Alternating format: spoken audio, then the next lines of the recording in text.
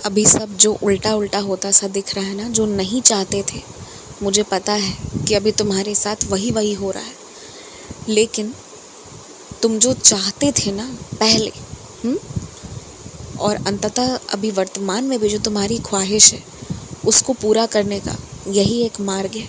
इसी मार्ग से जाते हुए तुम्हारे साथ बहुत जल्दी ऐसा होगा कि तुम जो चाहते थे ना अंततः वही हो जाएगा, और तब आश्चर्य करोगे। देखते जाओ मेरी लीलाओं को, सबूरी रखो बस। और एक बात सुनो मेरी, तुम सुबह अपने सभी सारे कपड़े धो धाकर सुखाने के लिए रखाते हो, रस्सी पर बांधाते हो, परंतु शाम को उन कपड़ों को उतार लिया करो। रात होने से पहले पहले सारे कपड़े घर के अंदर होने चाहिए। ऐसे ही कपड़ों को बाहर मत छोड़ा करो, या जो भी घर की इस काम की जिम्मेदारी ले रहा है ना, उसे बहुत स्पष्ट तरीके से ये बात सिखा दो, समझा दो कि रात में सारे कपड़े अंदर होंगे, बाहर कुछ नहीं होगा। मुझे पता है कि तुम्हारी इच्छा हो रही है कि तुम अब अपने घर पर पशुओं का पलायन करो।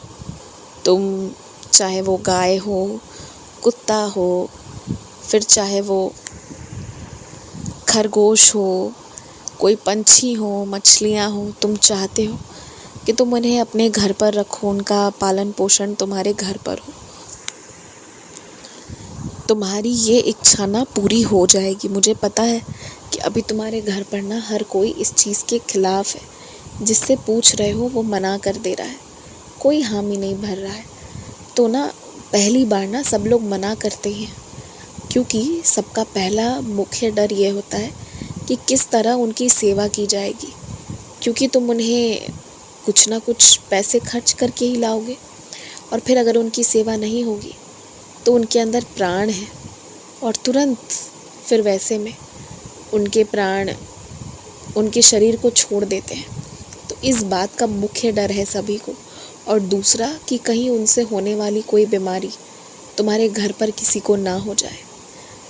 और तीसरा कि उनके खाने पीने रहने का ख्याल कौन रखेगा जब तुम सारे लोग कभी घर बंद करके बाहर चले जाओगे, किसी ऐसी जगह जाओगे जहाँ इन चीज़ों को संग में लेकर नहीं जा सकते, तब क्या होगा।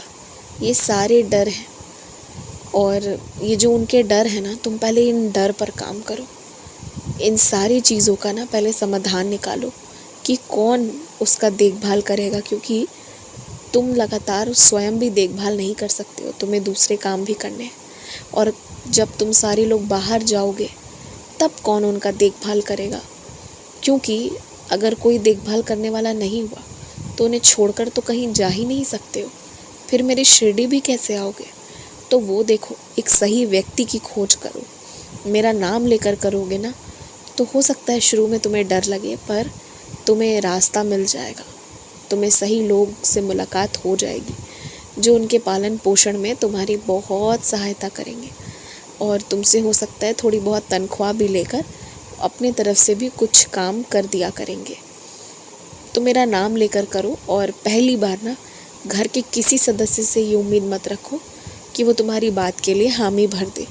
पहली बार में ना सब मना ही करेंगे, क्योंकि सबको डर लगता है, सबके मन में 100 सवाल होते हैं। दूसरी, तीसरी, 5वीं बार में धीरे धीरे सब मान जाएंगे।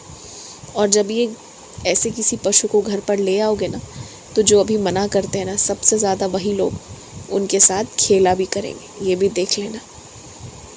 तुम्हारे घर के किसी सदस्य का ना नया व्यापार शुरू होने वाला है, उसी पेशे में जिसमें वो पहले से थे।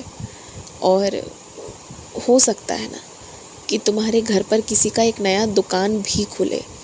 तो जब भी ऐसा होगा ना, तो उसके पीछे का कारण तुम भी बनोगे। तुम्हारे ही सभी को उत्साहित करने के कारण सबके मन में आएगा, और फिर ऐसा कुछ होगा। तो जब इतना सबको तुम आगे बढ़ाओगे ना, तो एक काम और कर देना। मेरी शिरडी जब तुम बहुत पहले आए थे ना, तो तुम मेरी तस्वीरें लेकर गए थे। उसमें से एक तस्वीर जो है ना, उसे अच्छे से वहाँ पर स्थापित कर देना उस दुकान में। ये जिम्मेदारी तुम्हारी रहेगी, इसे ज़रूर कर देना। बहुत खुश रहो। मेरा आशीर्वाद हर पल हर क्षण तुम्हारे साथ है। तुम्हारे साथ ना कोई गलत नहीं कर सकता। जिन लोगों की बातें बहुत बुरी लग जाती है ना, उन पर ध्यान देना बंद कर दो। आज से 10 साल बाद ना सोचोगे तो लगेगा कुछ नहीं था, बस एक समय ही तो था। सब समय से बंधे हुए हैं और समय जिसको चुनकर रखा है वो जीवित है, वो खड़ा है, वो बोल रहा है। और समय ने जिसको पीछे छोड़ दिया अब वो नहीं है।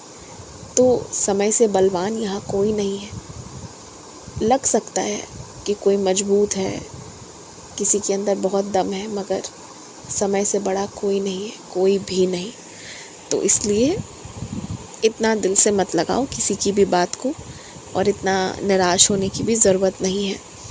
और मेरे लिए तुम एक सुंदर सी मंदिर घर में बनवाने वाले हो ना, या कोई सुंदर सी नई जगह बनवाओगे, तो उसमें ना तुम जो भी करवाओगे, परंतु एक कोना बाईं ओर तो मेरा रहेगा। ये ध्यान रखना। मैं आकर बैठूंगा, अभी से ही कह दे रहा हूँ, तो वो जगह मेरी रहेगी, मेरे लिए रहेगी। खूब मुस्कुराओ, खूब खिलखिलाओ, और व्यायाम भी करना, ज़रूर करना।